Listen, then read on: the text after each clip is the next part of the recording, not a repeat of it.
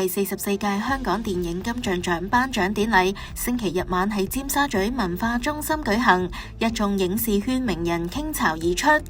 唔單止喺紅地毯上眾星鬥靚鬥搶鏡，各個獎項嘅競爭亦都非常激烈。影后嘅寶座就由36歲嘅廖子妤憑住像我這樣的愛情奪得，今次亦都係佢第一次入圍就一擊即中。我好多謝香港呢個地方容納我，令到我有工作，令到我又擁有我自己嘅事業。好多謝。之前 Jack 導演講攞咗獎之後3年就冇戲拍，佢講嗰樣嘢，希望唔係真嘅，因為我真係好鍾意做戲。至於今屆嘅影帝就由梁家輝憑住電影《捕風追影》擊敗古天樂、張繼聰等等嘅勁敵，成功5度稱帝。今年係香港電影金像獎44年嘅日子，亦都係我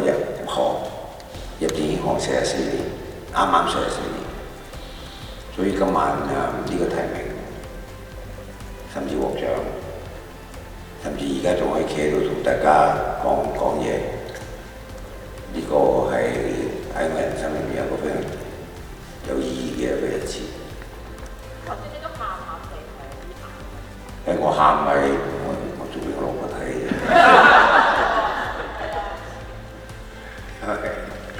屋企成家都